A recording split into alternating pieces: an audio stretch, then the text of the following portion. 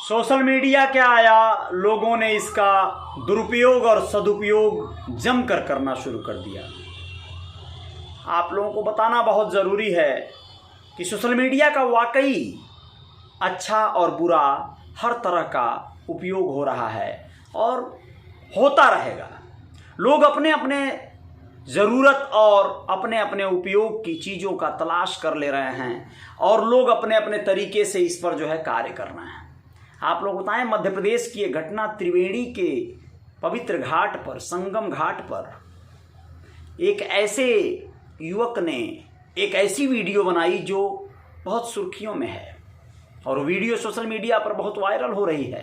क्यों हो रही है बताना चाहेंगे आप सभी को। नमस्ते, मैं हूं Ajay Sahni, star real reporter news के अपने पेज पे पुनः एक बार अभिनंदन, स्वागत। मध्य प्रदेश लिए चलता हूं आप सभी को, उज्जैन महाकाल की उस पावन नगरी में, जहां पर एक युवक ने क्या किया, पूरी बात जानिए आप लोग भी सोचेंगे कि क्यों ऐसा होता है।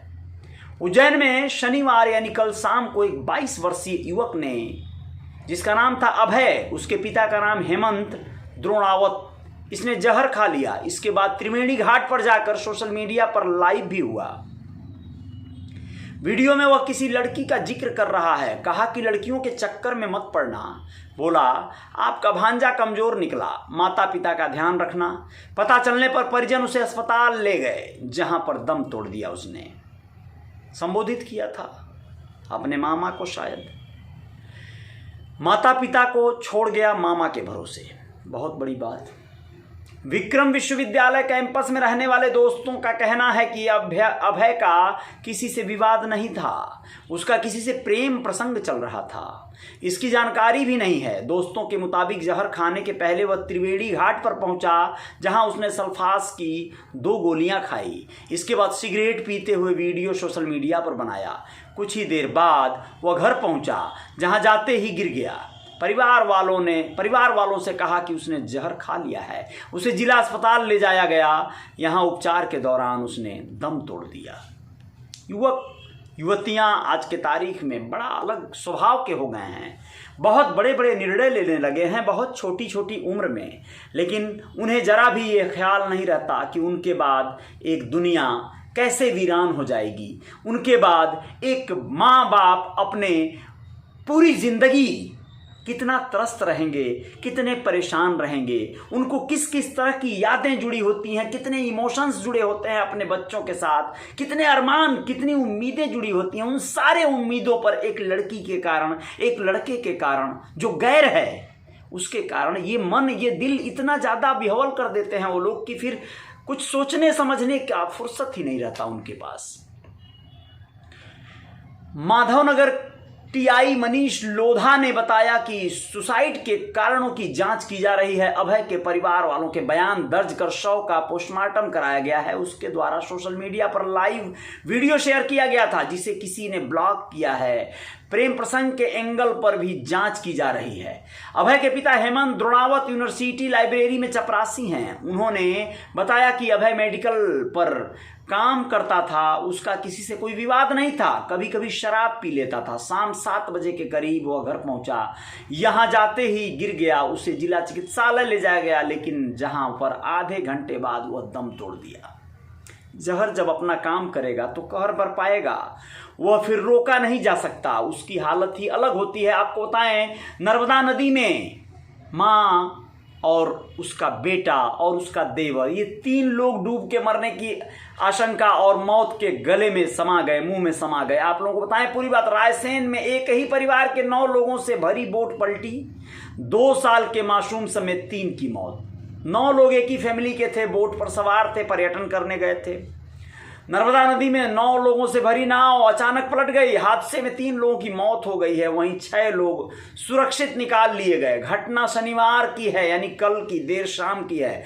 रविवार दोपहर गोताखोरों ने 3 लोगों के शव को बरामद कर लिया। मरने वालों में एक 2 साल का मासूम, उसकी मां और उसका चाचा शामिल है। रायसेन के उदयपुरा के पास नर्मदा नदी में शनिवार शाम 5 लोगों की क्षमता वाली नाव में 9 लोग बैठकर नदी पार कर रहे थे। छोटी नाव थी, डेंगी जिसको कहते हैं। इसी दौरान अधिक वजन होने के कारण पानी भर गया नाव में, इससे नाव पलट गई। नाव में सवार 9 लोगों में से 3 लोग डूब गए थे। इन्हें देर रात तक रेस्क्यू किया गया, लेकिन नदी में रात होने के कारण जो है शव बरामद नहीं किया जा सका, बंद करना पड़ा रेस्क्यू। रविवार सुबह दोबारा रेस्क्यू चलाया गया। टीम ने रविवार शाम 4:30 बजे डूबे हुए 3 लोगों के शवों को घटनास्थल से 1 किलोमीटर दूर बरामद किया। वो शव बहकर नदी के अंदर 1 किलोमीटर तक निकल गए थे।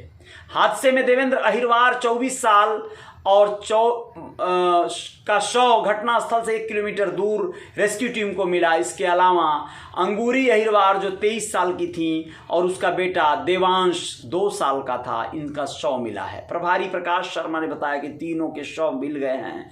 कल वह सभी नाव से नदी पार कर रहे थे, तभी नाव नदी में पलट गई थी। मौके पर एएसपी अमृत मीणा, तहसीलदार सहित आला अधिकारी सुबह से नर्मदा घाट पर मौजूद थे।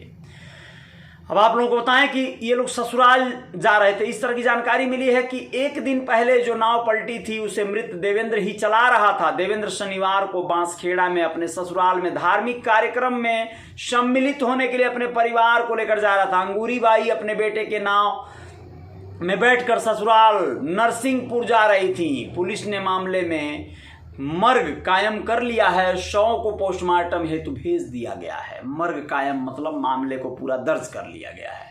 आप लोग और बताएं, देवर ने डॉक्टर भाभी का मर्डर कर की खुदकुशी, ये क्या मामला है? चलते हैं आप लोगों को लिए हुए अगली खबर की ओर।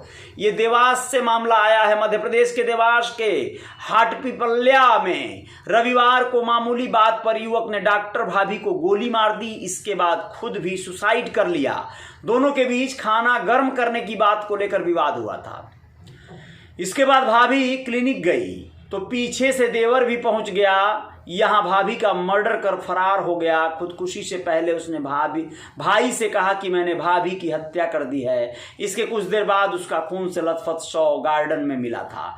पुलिस ने मौके से बाइक और पिस्टल जब्त कर ली है। अब आप सोचिए, उसने अपने भाई को खबर भी दी कि मैंने भाभी को मार दिया है। पुलिस के अनुसार रीना पति संदीप 25 साल की थी और ये महिला आप लोगों को बताएं 25 साल की थी और रविवार की सुबह 10:15 बजे गुरिया रोड स्थित क्लिनिक पर गई थी। डॉक्टर थी ये। इसी दौरान उसका देवर विजय 24 साल का था, पुत्र मोहनलाल उसकी क्लिनिक पर पहुंचा। उसने यहां रीना को गोली मारी। इसके बाद बाइक से फरार हो गया। वारदात के बाद घायल रीना को अस्पताल ले जाया गया, जहां डॉक्टरों ने उसे मृत घोषित कर दिया। वहीं गोली मारने के बाद फरार विजय मृत हालत में पास के ही गार्डन में मिला। पता चला कि विजय प्राइवेट जॉब करता था। भाई को बोला भाभी को गोली मार दी है। सोचिए आप, पूरा मामला एकदम अजीब तरह का है ना।